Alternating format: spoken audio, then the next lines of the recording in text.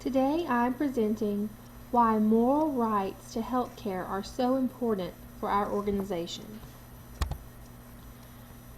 First, each patient that enters into this hospital puts their lives in the hands of the personnel. They depend on the staff to make moral decisions that ultimately can be a deciding factor in that patient's life. Moral courage helps individuals to address ethical issues and take action when doing the right thing is not easy. In order to follow the standards of morals in the healthcare field, there are a few principles to stand by. 3 of them are the Code of Ethics, Resource Allocation, and Cultural Competency. When patients come to our healthcare organization, they want to be treated ethically. They need interaction, and how we do that is important. A code of ethics is necessary for this hospital. It is a guideline to help us remember how we will interact with each other. By having a code of ethics, it shows the institution's values and moral identity and what the institution is trying to achieve. In doing so, it shows patients and workers alike that the code of ethics is the core of how we interact with one another, and this in turn will show the patients that they are in the best care possible. Resource allocation is also a necessity when seeking out what is morally right in healthcare. With resource allocation, there are moral questions that arise. These questions are into 2 categories: procedural justice and distributive justice. Procedural justice asks, what do ethics require of the processes and policies that help determine resource allocation?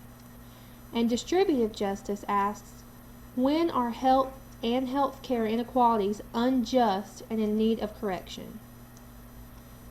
In order to always assure one is answering these 2 questions fairly, we must use triage. This will help to set the priorities of the situation or situations. When things really come down to it, being fair is what it's all about. Therefore, having a resource allocation policy will help to ensure the correct type of care is being given to our patients. Yet sometimes there needs to be more input. Therefore, we also have an expert panel, community census, a lottery, and a court order.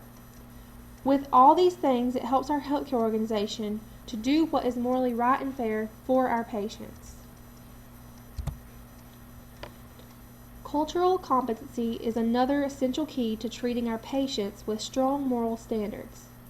Cultural competency is having the capacity to function effectively as an individual within the context of the cultural beliefs, behaviors, and needs presented by consumers and their communities.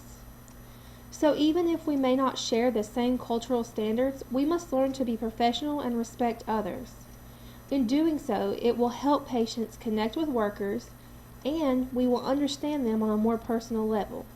By being culturally competent, it could help to understand ways the patient may have become ill, or even get them to open up and tell you something that may seem insignificant, but truly is the key to getting them well again. In doing so, all workers must try to have cultural proficiency, which will hold cultural differences and diversity in the highest esteem, regard cultural differences, and promote improved cultural relations among diverse groups. In conclusion, giving our patients the most moral health care available is very important. It not only helps this healthcare organization succeed in having patients, but also shows that we are truly about all aspects of our patients' lives. By using the Code of Ethics, using proper resource allocation, and respecting cultural competency, our healthcare organization can be the best for patients. We should constantly strive to be up to date on these policies and procedures and ensure that our workers understand its importance. For if we were in our patients' positions, we would expect the same amount of care we offer them.